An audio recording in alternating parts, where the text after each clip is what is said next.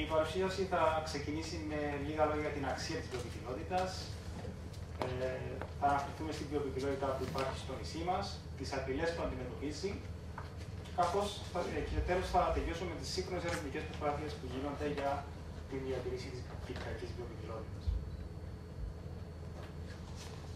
Τι εννοούμε αξία της βιοποικιλότητας? Είναι ένας όρος που δύσκολα μπορούμε να προσδιορίσουμε, δύσκολα μπορούμε να ποσοτικοποιήσουμε την αξία της, δύσκολα μπορούμε να καταλάβουμε πόσο σημαντικό είναι όλοι οι ζώντες οργανισμοί που υπάρχουν στον πλανήτη. Ακόμα και ένα ενοχλητικό κουνούπι που υπάρχει στον πλανήτη και μας ταλαιπωρεί, έχει τη σημασία του. Το δεδομένο είναι ότι η επιβίωση του ανθρώπου εξαρτάται άμεσα από το περιβάλλον στο οποίο ζει.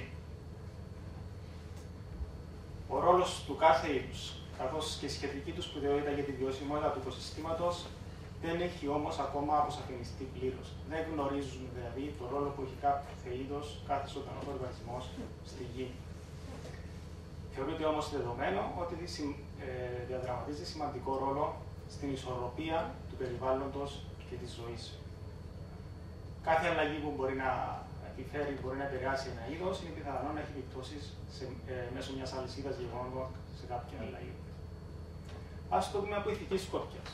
Έχουμε το δικαίωμα εμείς σαν άνθρωποι να αποφασίζουμε για τη μοίρα της φύσης. Έχουμε το δικαίωμα να αποφασίσουμε αν κάποιο είδος θα πρέπει να εξαφανιστεί από τη γη ή θα συνεχίσει να διαιωνίζεται. Η άποψη ότι ο άνθρωπος είναι στην κορυφή της πυραμίδας ή της τροφικής αλυσίδας δεν είναι σωστή. Είμαστε μέρος αυτής της αλυσίδας. Συμβιώνουμε μαζί με άλλους οργανισμούς και πρέπει να τους αποδεχτούμε. Η μόνη αξία που μπορούμε να δώσουμε στην βιοποικιλότητα μπορεί να θεωρείται πιο σημαντική αν την λάβουμε καθαρά από πλευράς του ανθρώπου, αν την αντιληφθούμε καθαρά από πλευράς ανθρωποκεντρικής προσέγγισης. Η αξία της αυτή έγκυται στα συστατικά της, στα αγαθά που μας παρέχει, στην απόλαυση, στην έμπνευση. Είναι δύσκολο να ποσοτικοποιηθεί, αποτελεί όμως το υπόβαθρο για πολλές τουριστικές, πολιτιστικές, ψυχαγωγικές, καθώς και άλλες δραστηριότητες του ανθρώπου. Καθαρά από οικονομική σκοπιά, θα μπορούσαμε να πούμε να εξασφαλίσει σημαντικά ωφέλη για τις παρούσες και μελλοντικές γενναίες. Συγκεκριμένα, έχει μεγάλη αξία η βιοποικιλότητα γιατί μας παρέχει πρώτες ύλες. Μεγάλος αριθμός πρώτων υλών χρησιμοποιούνται, μάλλον προέρχονται από τη βιοποικιλότητα και τις εκμεταλλευόμαστε για να φτιάξουμε άλλα πράγματα. Τρόφιμα από τα φυτά, τα ζώα, την τροποποίηση ενός οργανισμού, ενός φυτού, για παράδειγμα, να αντιστέκεται σε μια ασθένεια, ώστε να μπορούμε εμείς να το καταναλώνουμε χωρίς να ψεκάζουμε. Και εδώ είναι θέμα βιοποικιλότητας. Τα καύσιμα, το πετρέλαιο που παράγεται. Οι μικροοργανισμοί συμβάλλουν, όχι συμβάλλουν, παράγουν το πετρέλαιο στα βάθη της θάλασσας. Διάφορα είδη ένδυσης και υπόδυσης. Και τέλος, τα φάρμακα. Ένα 40 με 75% των φαρμάκων προέρχονται τόσο από φυτά όσο και από ζώα. Δηλαδή, καθαρά, αν το δούμε ανθρωποκεντρικά, έχει μεγάλη αξία η βιοποικιλότητα, η οποία εκτιμάται σε αρκετές εκατοντάδες δισεκατομμύρια ευρώ. Αυτά παρέχονται δωρεάν από τη φύση σε εμάς. Πρέπει να το καταλάβουμε αυτό. Επιπρόσθετα, η βιοποικιλότητα συμβάλλει έμμεσα και άμεσα πολλές φορές, θα λέγα, στη ρύθμιση του υδατικού ισοζυγίου, στον ατμοσφαιρικό αέρα και στη διατήρηση της γονιμότητας του εδάφους. Διάφοροι μικροοργανισμοί εξασφαλίζουν αυτά που εμείς σήμερα θεωρούμε δεδομένα. Πάμε τώρα να δούμε ποια είναι η βιοποικιλότητα του νησιού μας. Ας ξεκινήσουμε από τους φυσικούς τύπους υποτόπων, δηλαδή τις μορφές βλάστησης που έχουμε στο νησί μας. Στην Κύπρο έχουν καταγραφεί 52 τύποι οικοτόπων του παραρτήματος 1 της Οδηγίας των Οικοτόπων, μιας οδηγίας που έχει εκδώσει η Ευρωπαϊκή Επιτροπή. Σε όλη την Ευρώπη υπάρχουν 227 οικότοποι. Εμείς έχουμε τους 52. Καταλαβαίνετε πόσο μεγάλο ποσοστό από τους συνολικούς οικότοπους έχει το νησί μας. 5 από αυτούς βρίσκονται αποκλειστικά στο νησί μας. Οι 4 μάλιστα είναι ενδυμικοί, δηλαδή υπάρχουν μόνο στην Κύπρο και πουθενά άλλο. Συγκεκριμένα, τα δάση με τα κέντρα. Δεν υπάρχουν πουθενά άλλο, μόνο στην Κύπρο. Τα βρίσκουμε στην ομώνυμη κοιλάδα των κέντρων και σε κάποιες άλλες κοντινές περιοχές. Θαμνώνες με λατσά. Λαγές υπάρχουν σε όλο τον τρόδος. Υπάρχουν όμως και σχηματισμοί μόνο από λαγές, όπως βλέπετε στην εικόνα. Αυτός υπάρχει μόνο στην Κύπρο. Εδώ βλέπετε σερπεντινόφυλλα λιβάδια. Είναι λιβάδια τα οποία αναπτύσσονται πάνω σε σερπεντίνη, σε σερπεντινικά εδάφη. Έχουν την ικανότητα αυτά τα φυτά να απορροφούν βαρέα μέταλλα. Και αυτά υπάρχουν μόνο στην Κύπρο. Θα τα βρούμε σε ανοίγματα του δάσους κοντά στην κορυφή του τρόδους. Και τέλος, οι τυφώνες του τρόδους, όπως ονομάζονται, υπάρχουν μόνο σε δύο πολύ κοντινές θέσεις στο τρόδος. Για όσους γνωρίζουν, είναι στο Αλμυρολίβαδο και στο Πασά λιβάδι. Και ο πέμπτος οικότοπος, παρόλο που δεν είναι εντυμικός στην Κύπρο, είναι όμως οικότοπος που υπάρχει μόνο στην Κύπρο υπάρχει γενικά στην Ευρωπαϊκή Ένωση. Δηλαδή δεν υπάρχει σε άλλη χώρα της Ευρωπαϊκής Ένωσης, υπάρχει σε ασιατικές χώρες. Είναι ο οικότοπος που σχηματίζεται με την Δρύ. Μπορούμε να την βρούμε γύρω από τα χωριά της Παναγιάς, στην Πάφο. Πάμε στη χλωρίδα. Έχουμε περίπου καταγεγραμμένα 2.000 τάξα. Όταν λέμε τάξα εννοούμε είδη, υποείδη και ποικιλίες. Από αυτά τα 145 είναι ενδυμικά, δηλαδή τα έχουμε μόνο στην Κύπρο. Έχουμε δηλαδή ένα αρκετά μεγάλο ποσοστό ενδυμισμού, λίγο πίσω από τον ενδυμισμό που έχει η Ισπανία και η Ελλάδα. Σύμφωνα με το κόκκινο βιβλίο της Χλωρίδας της Κύπρου που εκδόθηκε από το Φιλοδασικό Σύντομο Κύπρου, 46 από αυτά που έχουμε αναφέρει είναι κρισίμως κινδυνεύοντα και άλλα 64 είναι κινδυνεύοντα. Δηλαδή, αυτές οι δύο κατηγορίες, το άθροισμα των 46 και 64 φυτών, επιτάσσει όπως το κράτος λάβει άμεσα μέτρα για τη διατήρησή τους. Να αναφερθούμε ότι 23 από αυτά θεωρούμε ότι έχουν εξαφανιστεί από την Κύπρο. Αυτά όμως τα 23 δεν σημαίνει ότι ήταν ενδυμικά. Υπάρχουν σε άλλες περιοχές της Ευρώπης. Όσον αφορά την πανίδα, έχουμε στην Κύπρο 39 είδη θηλαστικών. Τα πιο σημαντικά από αυτά είναι δύο είδη νυχτερίδων, η φώκα και το αγρινό, τα οποία συμπεριλαμβάνονται στον κόκκινο κατάλογο της IUCN. Όσον αφορά την ορνηθοπανίδα μας, έχουμε γύρω στα 400 τάξα, δύο εκ των οποίων είναι ενδυμικά, τα έχουμε δηλαδή μόνο στην Κύπρο. Πάμε στα ερπετά, έχουμε 22 είδη, των οποίων το ένα είναι ενδυμικό, είναι αυτό που βλέπετε στην φωτογραφία.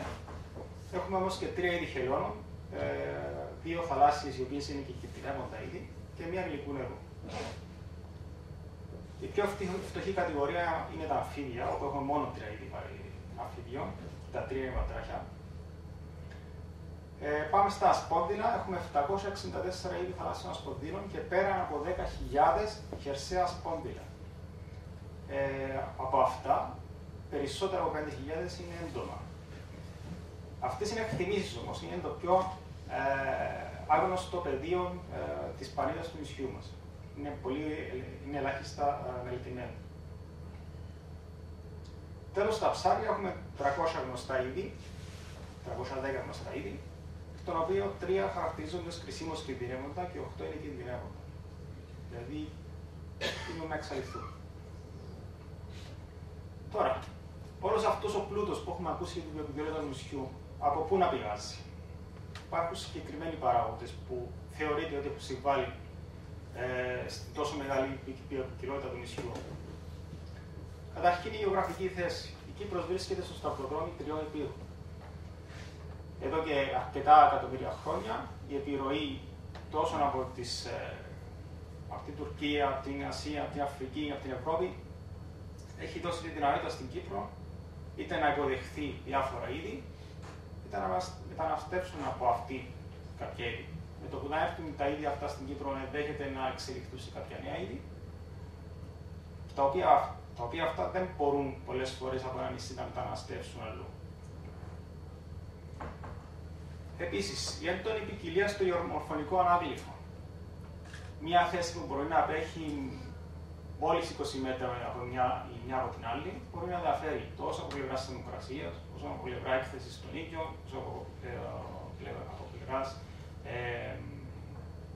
διαθέσιμης υγρασίας. Υπάρχουν πάρα πολλοί παράγοντες που μπορούν να σχηματίσουν διάφορα τοπικά μικροκλίματα, όπως το ονομάζουμε. Θέσεις οι οποίες είναι χαρακτηριστικές για την ανάπτυξη συγκεκριμένων ειδών. Αυτός είναι ένας χάρτης γεωμορφολογικός. Συγκεκριμένα δείχνουμε εδώ γεωλογικά υποστρώματα, μεγάλη ποικιλία υποστρώματων. Ένας άλλος λόγος μπορεί να συμβάλλει στην αυξημένη βιοποικιλότητα κυρίως της χλωρίδας. Μάλιστα, η Κύπρος θεωρείται ως τα καλύτερα παραδείγματα για ένα γεωλόγο να έρθει στο νησί να παρακολουθήσει μέσα σε μια μικρή απόσταση μεγάλο πλήθος γεωλογικών υποστρωμάτων. Πάμε στην προχόπτωση. Έχουμε περιοχές με πολύ υψηλή προχόπτωση, όπως είναι η κορυφή του Ρόδους, και έχουμε περιοχές εντελώς ημιερημικές, όπως είναι η Σαωρία, πολύ χαμηλή προχόπτωση. Επίσης, ένας άλλος λόγος είναι η μακρόχρονη ιστορία του νησιού, που θεωρείται ότι σχηματίστηκε εδώ και αρκετά εκατομμύρια χρόνια, που είναι ένας σημαντικός λόγος για την εξέλιξη των ειδών. Όπως επίσης και η παρουσία του ανθρώπου στην Κύπρο. Όπως γνωρίζετε, έχουν περάσει αρκετοί κατακτητές από την Κύπρο. Ο καθένας κάτι έφυγε στην Κύπρο, με αποτέλεσμα να έχουμε ένας από τους λόγους που έχει συμβάλει στην δημιουργία αυτής της βιοποικιλότητας. Θεωρούμε όμως ότι η βιοποικιλότητα μας απειλείται. Γιατί απειλείται? Ποιοι είναι οι κυριότερες απειλές που έχουν καταγραφεί σήμερα? Πολλοί από εσάς ήδη γνωρίζετε ότι το πρόβλημα της αστικής ανάπτυξης και κυρίως της ανεξέλεκτης δόμησης είναι ένα σημαντικό στοιχείο. Η φωτογραφία είναι από πενταδάχτυλο, δεν σημαίνει ότι δεν υπάρχουν αντίστοιχες περιοχές στην ελεύθερη Κύπρο, όπου στα δάση έχουμε δώσει άδειες, μιλάω για το ελεύθερο κομμάτι της Κύπρου, και μπορούμε να χτίζουμε σε κάποια από τις περιοχές χωρίς λόγο. Ευτυχώς όμως έχουμε αρκετούς μηχανισμούς στο διάστημα που εξασφαλίζουν ότι εκεί που έχουν δοθεί άδειες δεν θα καταστραφούν ή δεν θα απειληθούν συγκεκριμένα απειλούμενα είδη οικότοποι. Και αυτή η φωτογραφία από το μεταλλάχτηρο. Η λατόμευση.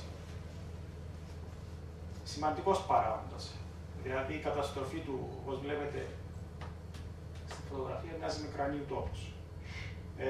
Τις περισσότερες φορές εγκαταλείπεται μετά την εκμετάλλευση του, την εξόρυξη του μεταλλεύματος ή της άμμου, του πετρωμάτων κτλ. Εγκαταλείπεται, όπως βλέπετε στη φωτογραφία, δεν γίνεται καμιά προσπάθεια αποκατάστασης. Ευτυχώς κάποια από αυτά αρχίζουν να αλλάζουν στις ημέρες μας.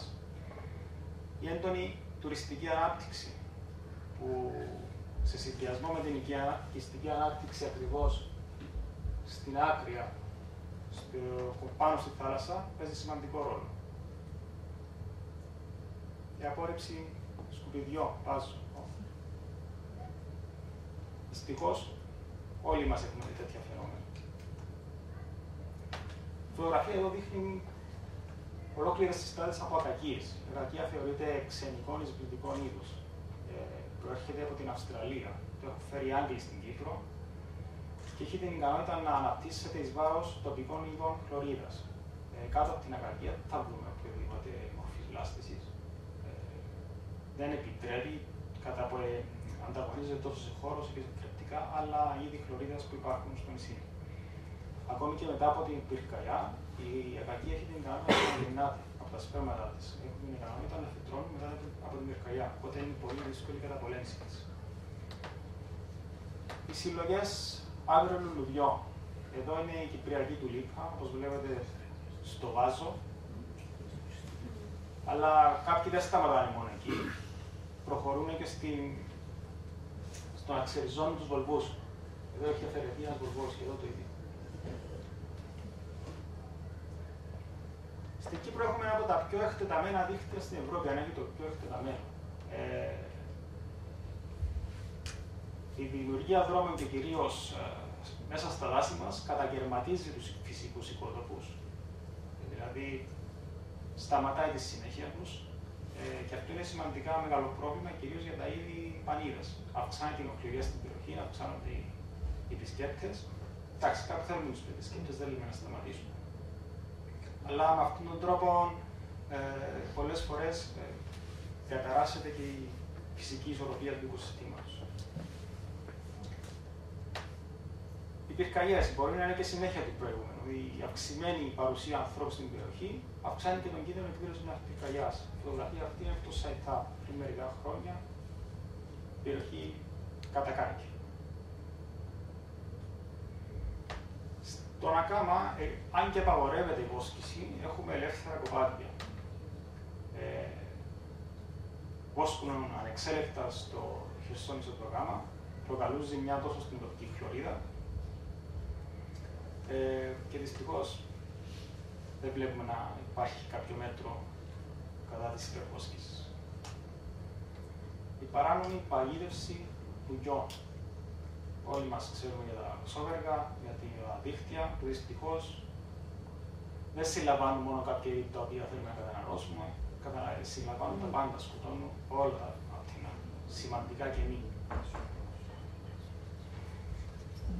Το φαινόμενο της κλιματικής αλλαγής δυστυχώς χτυπάει και την Κύπρο. Αυτή η φωτογραφία και πάλι είναι αυτό με τα δάχτυλο. Όπως βλέπετε, έχουν παρατηρηθεί ξηράσεις στα θαμνώδη είδη της περιοχής. Χαρακτηριστικό παράδειγμα, ένα είδος εδώ είναι ο σιδερίτης Σύπρα, είναι το κυπριακό τσάι του βουνού, όπου το 2008 βλέπετε πώς ήταν και το 2009 έχει ξεραθεί. Το ίδιο άτομο, έτσι. Και φυσικά η τουρκική εισβολή. Όπως γνωρίζετε, δεν ισχύει το ευρωπαϊκό κεκτημένο στα κατεχόμενα, δεν εφαρμόζουν πολιτικές προστασίας και διατήρησης του περιβάλλοντος, ό,τι και ας σημαίνει αυτό. Πάμε τώρα να δούμε τι έχουμε κάνει όλα αυτά τα χρόνια σαν μονάδα διατήρησης της φύσης του Πανεπιστημίου Φρέντερικ, σε συνεργασία βέβαια με διάφορα αρμόδια κυβερνητικά τμήματα, όπως το Παρασόγειο του Περιβάλλοντος, άλλα πανεπιστήμια όπως το Πανεπιστήμιο Αθηνών, το Ανοιχτό Πανεπιστήμιο Κύπρου, καθώς και μη κυβερνητικές περιβαλλοντικές οργανώσεις. Ένα έργο ήταν η δημιουργία δικτύου μικροαποθεμάτων φυτών στην Κύπρο. Το έργο αυτό ολοκληρώθηκε πριν 2 χρόνια. Είχε στόχο την βελτίωση της κατάστασης διατήρησης 4 ειδών προτεραιότητας, 4 φυτών προτεραιότητας και 2 τύπων οικοτόπων προτεραιότητας. Μέσα από την εγκατάσταση και παρακολούθηση ενός δικτύου μικροαποθεμάτων φυτών. Όταν λέμε είδη και οικότοποι προτεραιότητας, εννοούμε είδη τα οποία η Ευρωπαϊκή Επιτροπή θεωρεί ότι κινδυνεύουν να εξαφανιστούν και αναγκάζει τα κράτη-μέλη να λάβουν άμεσα μέτρα για τη διατήρησή τους. Τα φυτά που στόχευε το συγκεκριμένο πρόγραμμα ήταν 4, όπως ανέφερα. Είναι μια ορχιδέα, η Όφης Κότσι, Centaura καμαντής. Είναι ένα φυτό το οποίο βρίσκεται μόνο στα κάθετα τυχώματα του φαραγγιού του άβαγα και στα 2 γειτονικά φαράγγια. Ο αστρόγαλος μακροκάρπους, η ποίδος λευκαρένσης, υπάρχει γύρω από την περιοχή της Ασγάδας και το Λευκάρο, κυρίως. Και ένα πολύ μικρό φυτό, η Άραβης Κενέτια, που το βρίσκουμε στο Τρόλος. Και τα 4 αυτά φυτά είναι ενδυμικά, τα έχουμε μόνο στην Κύπρο και προστατεύονται από διάφορες συμβάσεις και οδηγίες. Οι οικότοποι που προσπάθησε το πρόγραμμα να εφαρμόσει διάφορα μέτρα διατήρησης είναι τα δάσιμα κέντρα και οι θαμνώνες και δασικές συστάτες της Λατσάς. Οι 2 από τους 4 εθνικούς οικοτόπους που έχουμε. Και τι ήταν αυτή η προσέγγιση την οποία ακολουθήσαμε? Είναι μια ευρώς αποδεκτή πρακτική για την αποτελεσματική διατήρηση της ποικιλότητας των φυτών σε μικρής έκτασης περιοχές, οι οποίες χαρακτηρίζουν από υψηλή αξία ως προς την ποικιλότητα, τον ενδυμισμό και τη σπανιότητα τους. Έτσι, στην Κύπρο εγκαταστήσαμε 5 μικροαποθέματα φυτών, όπως τα ονομάζουμε. Τα 2 βρίσκονται στην κοιλάδα του κέντρο και προστατεύουν ένα φυτό που ήταν η Άραβης Κενέτια και τους 2 τύπους οικοτόπων. Ένα στην περιοχή Μητσουρού για την Όφης Κότσι, ένα στην περιοχή Ασγάτας για τον αστράγαλο μακροκάρπους και ένα στη Χερσόνησο Ακάμα για την Centaura ακαμαντής. Οι 4 αυτές περιοχές, σας αξίζει να αναφέρω, ήταν οι περιοχές του δικτύου Natura 2000. Ας δούμε μερικά από τα μέτρα τα οποία έχουμε λάβει για να ενισχύσουμε, για να προστατεύσουμε αυτά τα είδη. Συγκεκριμένα για την Όφης Κότσι προχωρήσαμε σε τεχνητή επικονίαση, δηλαδή την τεχνητή μεταφορά γύρις στο ύπαιρο του φυτού και τη δημιουργία καρπών. Έτσι, μετά από μια επιτυχή επικονίαση, δημιουργήθηκε η κάψα. Ο καρπός δηλαδή, μια κάψα περιέχει περίπου 12.000 μικροσκοπικά σπέρματα. Η φωτογραφία που βλέπετε εδώ είναι από μικροσκόπιο. Στο λιμνό μάτι δεν φαίνεται σαν σκόνη. Τα οποία σπέρματα αυτά στη συνέχεια είτε τα αφήσαμε ελεύθερα στη φύση σε διάφορες περιοχές με σκοπό την δημιουργία νέων φυτών, είτε προσπαθήσαμε εμείς στο εργαστήριο να παράξουμε νέα φυτά.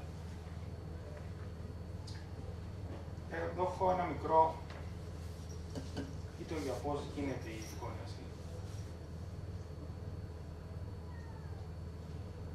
Το οποίο για κάποιο λόγο δεν παίζει, δεν πειράζει, προχωρά.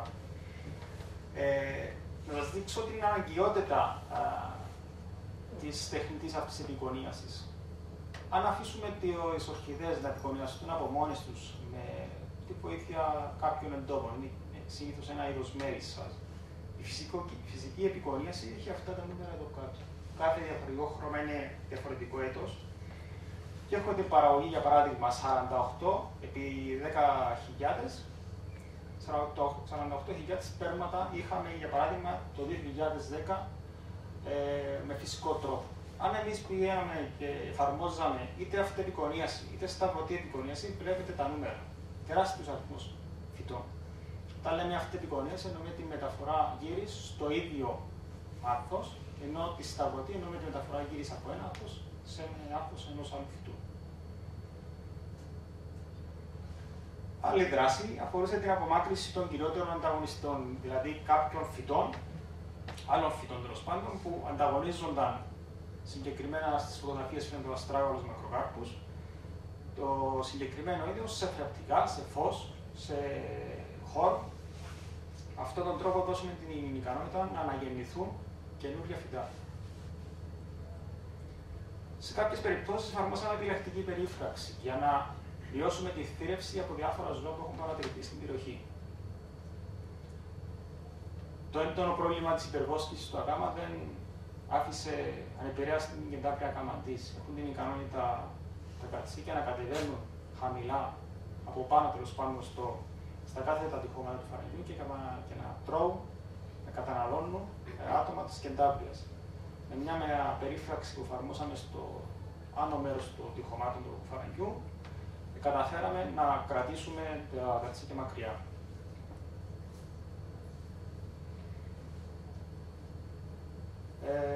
Εδώ βλέπουμε ένα καρπό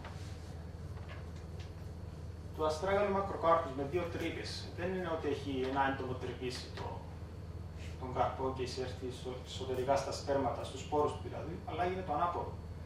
Μέσα στο σπέρμα, μέσα στο σπόρο υπήρχε το έντομο, είχε προηγουμένως πριν την ορίμασή του προσγειωθεί, αναπτύχθηκε καταναλώνοντας τον ίδιο το σπέρμα και στη συνέχεια όταν μεγάλωσε βγήκε έξω.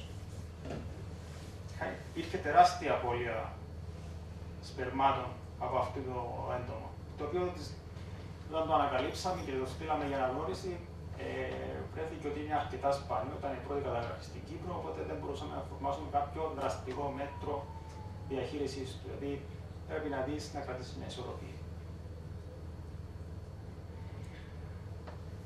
Στο ίδιο πρόγραμμα αναπτύξαμε αυτά τα φυτά τα οποία έχω αναφέρει στο εργαστήριο και στο φυτόριο του Τμήματος Δασών και τα εγκαταστήσαμε στη συνέχεια στο πεδίο, στη φύση.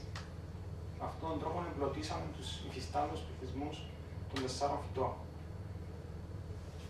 Παρόμοιο πράγμα είναι και τα εγκετάβρια καματής, στα κάθετα τυχώματα του φαραγγιού. Αν χρειαζόταν, ποτίζαμε τα φυτά. Είναι απλά πράγματα που γίνονται, αλλά είναι πολύ σημαντικά για την ανάπτυξη σωστού ριζικού συστήματος και την ικανότητα των φυτών στη συνέχεια να ανταπεξέλθουν. Κυρίως το πόδισμα γινόταν κάτω στους καλοκαιρινούς μήνες, όπου ήταν έντονο το πρόβλημα της ξηρασίας. Επίσης, μαζεύαμε σπέρματα τόσο από τα φυτά στους φυσικούς πληθυσμούς, όσο από τα φυτά τα οποία αναπτύσσαμε στο εργαστήριο, τα οποία χρησιμοποιήσαμε στη συνέχεια, τα διασπείρουμε, να τα αφήσουμε ελεύθερα στη φύση. Με αυτόν τον τρόπο και πάλι ενισχύουμε τους φυσικούς πληθυσμούς. Στο ίδιο κεντάπρια καματής, χρησιμοποιούσαμε τα σπέρματα και τα τοποθετούσαμε σε συγκεκριμένες σχισμές όπου υπήρχε χώμα πάνω στα τυχώματα του φαραγγιού. Με αυτόν τον τρόπο και πάλι γεννάμε φυτά.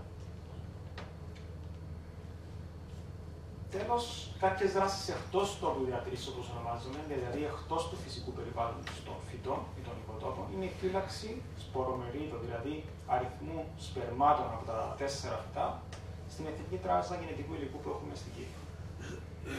Και ο δεύτερος τρόπος εκτός του διατήρησης είναι η εγκατάσταση των φυτών σε βοτανικούς κήπους. Θεωρείται μια καλή πρακτική για τη διατήρηση των φυτών εκτός του φυσικού τους περιβάλλοντος. Πάμε σε ένα δεύτερο πρόγραμμα, το οποίο τρέχει η διαγωνή αυτή τη στιγμή και θα ολοκληρωθεί το καλοκαίρι.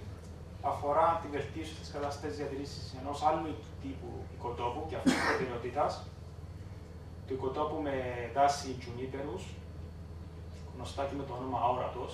Στην Κύπρο έχουμε 4 είδη αοράτου.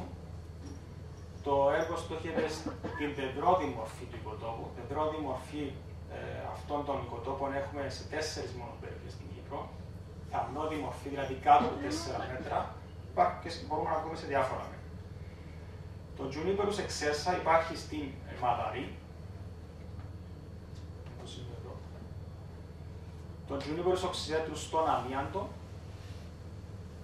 Το Juniperus foetidissima στο Τρόδος, προς την κορυφή του Τρόδους. Και ο Juniperus phoenicia στην περιοχή του Ακάμου. Το πρώτο πράγμα που πρέπει να κάνουμε όλοι οι συνεργαζόμενοι φορείς του έργου θα ήταν η χαρτογράφηση αυτών των οικοτόπων. Ήταν άγνωστο πού απαντούσαν αυτοί. Έτσι, φτιάξαμε λεπτομερείς χάρτες για την εξάπλωση και την ακριβή αποτύπωση του συγκεκριμένου οικοτόπου. Τα μέτρα που εφαρμόστηκαν για την διατήρηση ή για την προστασία αυτού του οικοτόπου αφορούσαν τόσο την ιεροθιάτηση μέσω ένα είδους περίφραξης. Αυτό επέτρεπε τον κόσμο, κυρίως το Τρόδος, από το να εισέλθει σε συγκεκριμένα σημεία. Θα μου πείτε τι θα κάνει ο κόσμος πάνω στο χιόνι. Δυστυχώς, όταν ένα φυτό, μια αναγέννηση που γίνεται, είναι σε χαμηλό ύψος, τότε περνάει ο σκιέρα από πάνω από την κορυφή του. Κάθε χρόνο γίνεται αυτό, το φυτό δεν μεγαλώνει ποτέ του. Απομακρύναμε την ανταγωνιστική βλάστηση. Σε κάποια σημεία πήθηκε αναγκαίο να γίνουν κάποιες αραιώσεις, να αφαιρεθούν κάποια είδη τα οποία ανταγωνίζονταν τόσο σε χώρο όσο και σε θρεπτικά τα συγκεκριμένα είδη. Το έργο, ξέχασα να αναφέρω ότι τα προγράμματα αυτά συγχρηματοδοτούνται από την Ευρωπαϊκή Επιτροπή κατά ένα μεγάλο ποσοστό. Οπότε, μια από τις δράσεις αυτού του έργου ήταν η συμβολή στην πυροπροστασία. Φτιάχτηκαν σε συγκεκριμένες θέσεις μεγάλες δεξαμενές νερού, οι οποίες χρησιμοποιούνται από το τμήμα δασό για πυροπροστασία. Επίσης, έχουμε εφαρμόσει ενεσχυτικές φυτεύσεις και στις 4 περιοχές έχουμε μεγαλώσει φυτά, έχουμε μάλλον φυτέψει φυτά τα οποία έχουν μεγαλώσει στα φυτόρια του τμήματος δασών. Και τέλος, έχουμε προσπαθήσει να διαχειριστούμε τους επισκέπτες με κάποιο τρόπο, να κατευθύνουμε τους επισκέπτες προς συγκεκριμένα μονοπάτια, όσο με κατευθυντικές ποινικίες, όσο με ποινικίες ενημέρωσης. Μια άλλη σημαντική δράση αυτού του έργου προέβλεπε την δημιουργία τράπεζας σπερμάτων. Πέρα από την Εθνική Τράπεζα Σπερμάτων που έχουμε στο Ινστιτούτο Γεωργικών Ερευνών, αυτή τη στιγμή απέκτησε και το τμήμα δασών δικιά του τράπεζα σπερμάτων, η οποία βρίσκεται στον βοτανικό κήπο Αμιάντου, στο βοτανικό κήπο του Λεβέντη. Το ακτινικό κήπο του Ρόδους, με συγχωρείτε. Η οποία σκοπεύει στο να διαφυλάξει σημαντικό αριθμό σπερμάτων από δασικά είδη. Ένα άλλο έργο το οποίο βρίσκεται αυτή τη στιγμή σε εξέλιξη υλοποιείται στο Εθνικό Δασικό Πάρκο Ριζογιάς, κοντά στην Αραδίκο. Στοχεύει στη μακροπρόθεσμη διατήρηση άλλων 2 τύπων οικοτόπων προτεραιότητας. Ο ένας τύπος οικοτόπων αφορά τους θαμνώνες με σύζυγους, είναι η γνωστή μας παλούρα. Θα μου πείτε τι σημαντικό είναι τώρα να προστατεύω την παλούρα. Και όμως είναι αρκετά σημαντικό. Υπάρχουν από τους καρπούς, εκτός ότι τους καταναλώνει και ο άνθρωπος, υπάρχουν και άλλα είδη τα οποία φύγονται μαζί με την παλούρα. Είναι τα γνωστά μας παράγκια που και πάλι τα καταναλώνει ο άνθρωπος. Αλλά υπάρχει και κατάλληλο χώρο φωλιοποίησης για πολλά είδη πανίδας. Αυτή τη στιγμή ο οικότοπος αυτός υπάρχει μόνο στην Κύπρο και στην Ισπανία. Δεν υπάρχει πουθενά άλλο στην Κύπρο, πέρα από διάσπαρτα άτομα, αλλά δεν συγκροτούν οικότοπο. Και ο δεύτερος τύπος οικοτόπου αφορά γυψούχα, οικότοπο που σχηματίζεται από γυψούχα είδη, από είδη που αναπτύσσονται σε γυψούχα εδάφη. Το Εθνικό Δασικό Πάρκο Ριζογιάς έχει αρκετά μεγάλο αριθμό γυψούχων εδαφών. Αυτά τα 3 είδη μπορεί να φαίνονται μεγάλα στη φωτογραφία, είναι μικροσκοπικά, μπορεί να ξεκινάνε από 1 εκατοστό για να φτάνουν μέχρι τα 8 εκατοστά το πολύ. Και αναπτύσσονται αποκλειστικά στα υψούχα εδάφια αυτά. Τι κάνουμε σε αυτό το πρόγραμμα? Πρόσφατα εγκαταστήσαμε μια περίφραξη, η οποία κυρίως ήθελε να οριοθετήσει τον συγκεκριμένο τύπο οικοτόπου, αλλά και να αποτρέψει κάποιους ανικέθαλους, τους έλεγα, οι οποίους βλέπετε πού καταλήγουν με τα αυτοκίνητα ή τα τετράτροχά τους. Μια σημαντική δράση αυτού του έργου είναι η καταπολέμηση της ακακίας. Έχουμε αναφέρει το πρόβλημα που υπάρχει με την ακακία στην Κύπρο. Έχουμε φέρει ένα ειδικό από το Ισραήλ, ο οποίος έχει συγκριθεί μια συγκεκριμένη μεθόδο καταπολέμησης της ακακίας. Συγκεκριμένα σε μεγάλα δέντρα τρυπάνουμε το τρυπάνι σε διάφορα σημεία του κορμού και στο οποίο εισάγουμε χημικό δηλητήριο, θα το έλεγα, με σύριγγα πάνω στον κορμό του δέντρου, ή αν είναι μικρότερο το φυτό, γίνεται τεμαχισμός και αμέσως άπλωμα με ένα πινέλο του ίδιου χημικού. Και τέλος με μια τομή με το μαχαίρι και εισαγωγή του χημικού. Με αυτόν τον τρόπο αποφεύγουμε τους ψεκασμούς, αποφεύγουμε την καταστροφή άλλων ειδών και περιοριζόμαστε μόνο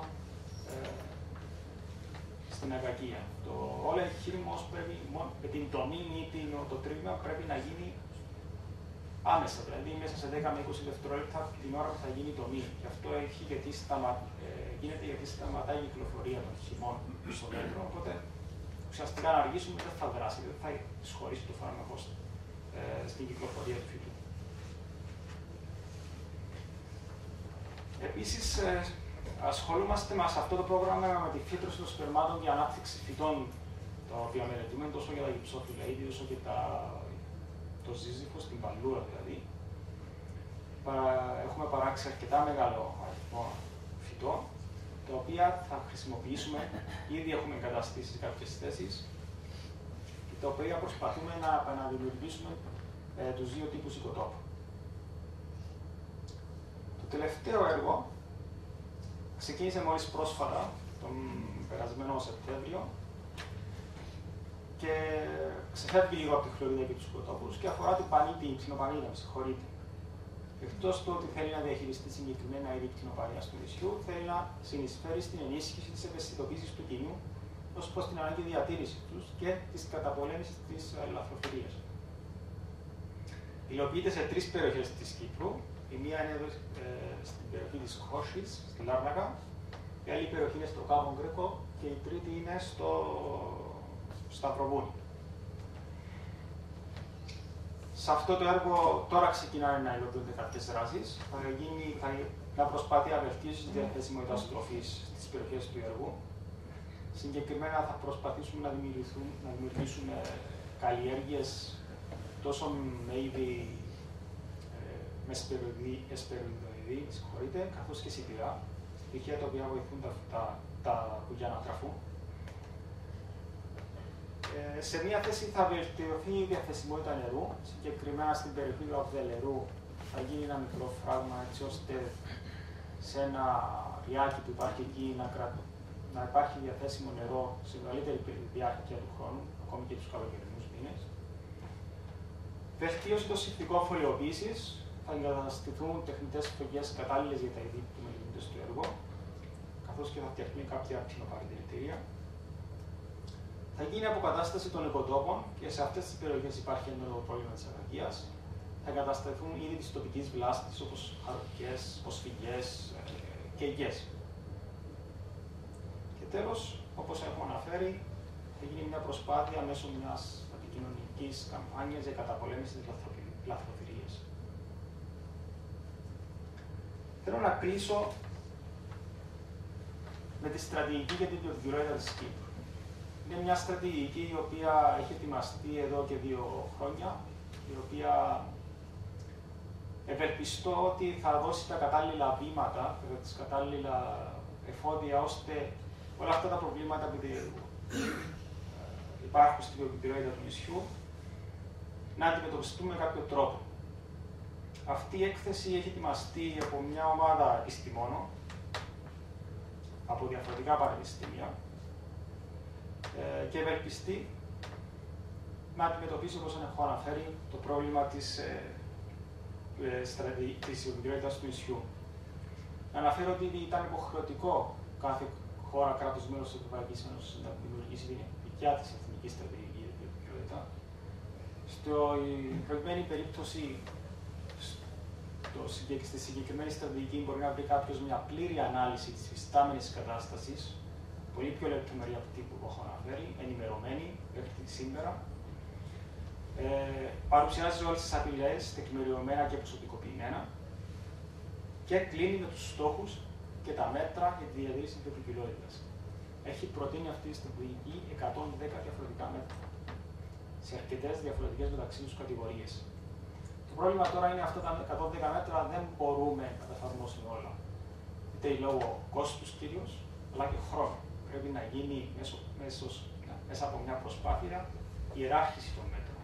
Αυτή η προσπάθεια έχει ξεκινήσει, έχει ήδη υλοποιηθεί ένα εργαστήρι με τη συμμετοχή διάφορων επιστημόνων σχετικών με το αντικείμενο της βιοποικιλότητας, αλλά και αρμόδιους φορείς του δημοσίου. Και έχει γίνει μια πρώτη ιεράρχηση των μέτρων αυτών. Θα ακολουθήσει στη συνέχεια ένα δεύτερο εργαστήρι με τους διευθυντές των τμήματων, τους φορείς κυρίως χάραξης πολιτικής, οι οποίοι με βάση τις δικές τους απόψεις, με βάση τους προϋπολογισμούς που διαθέτουν στα τμήματα, να καταλήξουν σε μια οριστική ιεράρχηση των μέτρων της στρατηγικής. Έχω χρησιμοποιηθεί 4 κριτήρια για αυτή την ιεράρχηση. Το πρώτο αφορά τη βιωσιμότητα, η οποία μεταξύ άλλων περιλαμβάνει το κόστος υλοποίησης του μέτρου και την δυνατότητα εξασφάλισης πόρων για να το υλοποιήσουμε. Την αποτελεσματικότητα. Αξιολογείται η αποτελεσματικότητα του μέτρου ως προς την αντιμετώπιση συγκεκριμένων κινδύνων και απειλών. Την εκπλήρωση συμβατικών υποχρεώσεων μας ως Κύπρος, τόσο σε ευρωπαϊκές οδηγίες και παγκόσμιες στρατηγικές. Και η αποδοχή. Αν κάθε μέτρο αν έχει επιστημονική και κοινωνική αποδοχή, καθώς και αποδοχή από τους φορείς χάραξης πολιτικής. Θα δώσω 2 παραδείγματα. Για παράδειγμα, στην κατηγορία χλωρίδα, μύκητες και μικροβιοκοσμός είχαμε 5 διαφορετικά μέτρα και με βάση το πρώτο εργαστήρι που πραγματοποιήθηκε έχουμε καταλήξει ότι το μέτρο ολοκλήρωση του δικτύου Natura 2000 στην Κύπρο και το σύνταξη εθνικών σχεδίων δάσης ως το πλέον αναγκαίο που πρέπει να γίνει πρώτα, σε αντίθεση με το μέτρο 8, που είναι μια βάση δεδομένων που πρέπει να γίνει προς το τέλος. Παρόμοιο κατάταξη έχουμε και σε όλες τις κατηγορίες, βλέπετε εδώ, οι οποίες συνολικά αριθμούν 110 διαφορετικά μέτρα. Αυτά είχα να σας πω. Σας ευχαριστώ πολύ και αν έχετε κάτι να ρωτήσετε, πολύ ευχαριστώ.